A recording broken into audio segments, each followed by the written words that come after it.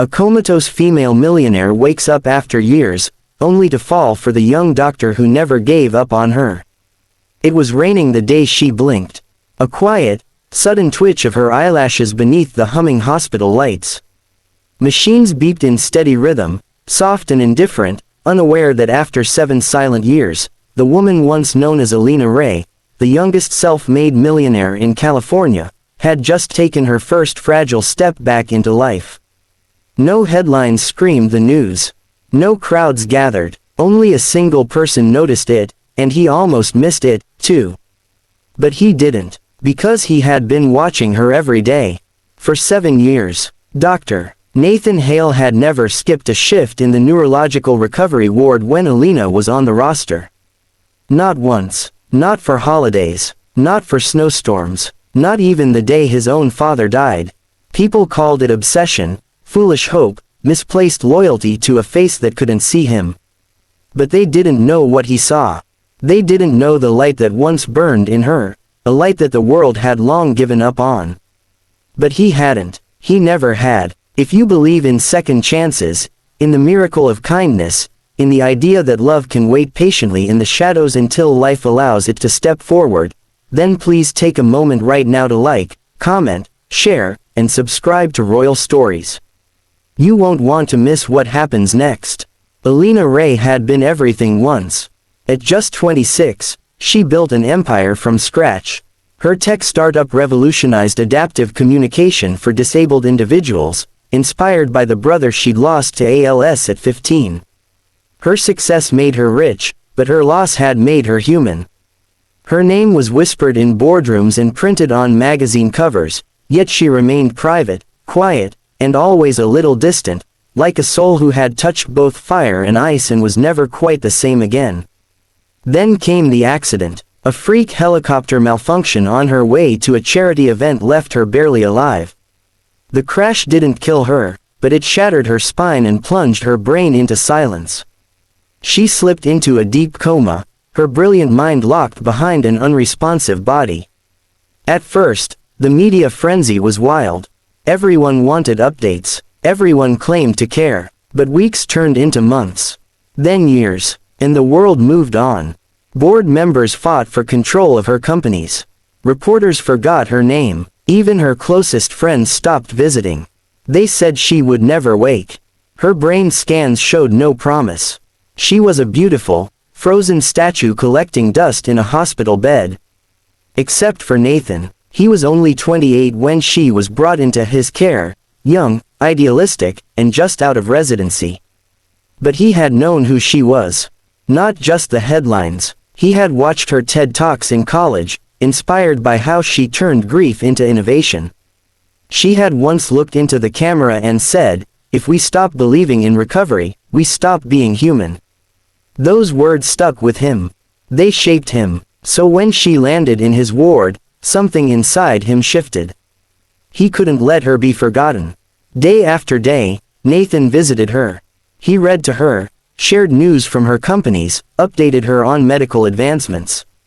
He played her favorite music, he'd researched her playlists from interviews, and sometimes, when no one was around, he even talked about his own life.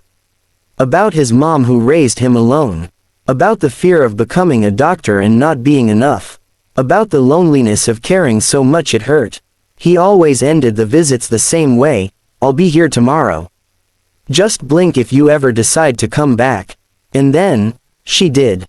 That single blink became 2. Then a flutter of fingers. Then, slowly, painfully, like watching a flower bloom in reverse against the laws of time, Alina came back. Her first words, weeks later, were hoarse, broken, "How long?" And when Nathan told her, 7 years, she cried. Not just from the lost time, but for everything that had happened while she was gone. Her company had been overtaken. Her estate fought over. People she trusted betrayed her. Her body, once strong, was frail and thin. Her muscles had atrophied. She could barely lift her hand. The recovery was brutal. Every task was a war, sitting up, swallowing, walking with assistance. But Nathan never left. He wasn't just her doctor anymore. He had become something more. A quiet presence in her shattered world. Someone who had seen her at her weakest and never turned away. As weeks turned to months, Alina's strength grew, but so did her feelings. She found herself waiting for Nathan's visits, her pulse flickering when he laughed, her eyes lingering longer when he walked out the door. But she didn't speak it aloud. How could she? She was still relearning how to live, and he was the man who had seen her every day she couldn't. But Nathan wasn't blind to her change. He noticed the way she smiled when she heard his footsteps. The way she clutched the blanket tighter when he stood closer. And God help him, he felt the same.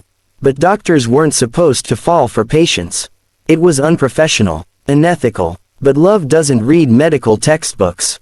It simply arrives, often when we least expect it, like a sunrise in the middle of a long winter. One rainy afternoon, as thunder rumbled in the distance and the scent of rain lingered through the cracked window, Alina, now able to sit unaided, looked at Nathan and whispered, "You waited." He swallowed hard. "You were worth waiting for." The tears came then, slow and soft, and they didn't need to say anything else. Their love didn't explode with passion, it unfolded gently, like pages turning in a quiet novel. Nathan helped her build her strength. She helped him believe in love again. They took walks in the hospital garden. She learned how to smile without pain again. And when her legal team finally restored her control over her company, she asked Nathan to be by her side as she walked back into the world.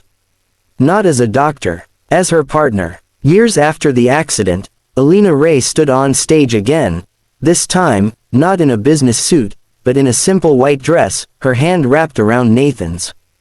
Cameras flashed, reporters buzzed, but she only saw him. The man who believed in her when she had nothing to offer but hope. And Nathan, he still visits the ward sometimes. Not because he has to, but because someone else might be lying in silence, waiting for someone to see them, not just as a patient, but as a person worth believing in. If this story touched your heart, if it reminded you of the power of unwavering love, of second chances, of hope that holds on even in the dark, please like this video, leave a comment, share it with someone who needs it, and subscribe to Royal Stories. Your support helps keep these real, human stories alive. Special request. In the comments, tell us, have you ever believed in someone when no one else did? Or has someone ever done that for you? We'd love to hear your story. Heart.